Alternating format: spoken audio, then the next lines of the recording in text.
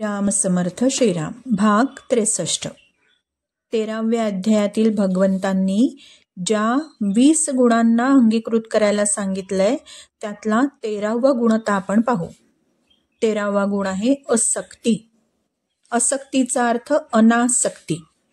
आपल्याला आपल्या सर्व प्रिय वस्तूंबद्दल, व्यक्तींबद्दल, स्थानांबद्दल आसक्ती असते. त्या वस्तूंचा भोग घ्यावासा वाटतो. ती भोग घेण्याची इच्छा काढून टाकणं म्हणजे अनासक्ती. सुरुवातीला त्या गोष्टी प्रिय वाटतात. त्यांच्या भोगानी आरंभी सुखसुद्धा वाटतं, पण परिणामी दुःखालाच सामोरं जावं लागतं. पहा ना, 2 गुलाबजाम खाल्ले, बरं वाटलं. मग अजून 2 खाल्ले, बरं वाटलं. मग 4, 8, 10 खात जाण्यामध्ये सुख वाटतं, पण जेव्हा शरीराला त्रास होतो तेव्हा मात्र दुःख होतं. तीच गोष्ट अनेक वस्तू, अनेक लोकांची, अनेक घटनांची, ज्यांच्या संयोगाने सुरुवातीला बरं वाटतं पण नंतर दुःखदायी परिस्थिती निर्माण होते. याचा साकल्याने विचार करून त्याविषयी असक्ती म्हणजेच अनासक्ती ठेवावी. 14वा गुण आहे अनभिष्वंग. आपली मुलं, पत्नी, पती इत्यादींबरोबर यथायोग्य वर्तन करणं, त्यांची सेवा करणं, पण त्यांच्यात अत्यंत लिप्त न होणं. कसं? ज्याप्रमाणे प्रवासामध्ये बघा, एखाद्या कुटुंबाशी आपली मैत्री होते, मग गप्पा गोष्टी होतात, चर्चा होते, अगदी लाडू, चिवडा, फराळ, बिस्किटं शेअर केली जातात.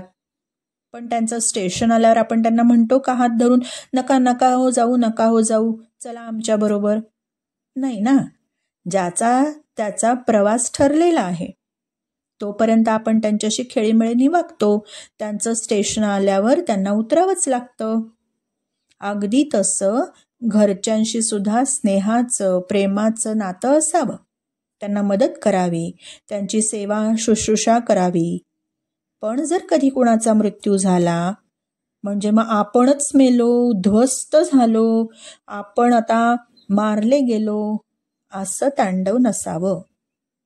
आपण कुणातही लिप्त होऊ नये, कुणाला आपल्यात लिप्त करून घेऊ नये. यालाच गीतेमध्ये अनभिष्वंग म्हटलंय. 15वा गुण आहे नित्यंच समचित्तत्वम इष्टानिष्ट उपपत्तीषु. इष्ट म्हणजे आपल्या अनुकूल घटना घडून आल्या तर फार आनंद नको, आणि अनिष्ट म्हणजे प्रतिकूल घटना जर घडून आल्या तर अतिशय दुःखही नको. दोन्ही वेळेस सम राहता आलं पाहिजे.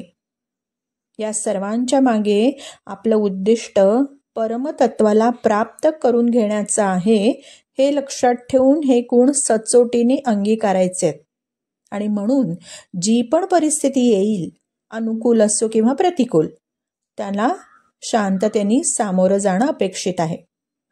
राग, चिडचिड, उद्वेग, अशांती, क्रोध, तसंच अत्यंत हर्ष, ममता यांचा कुठेही अतिरेक नको. श्रीराम समर्थ श्रीराम.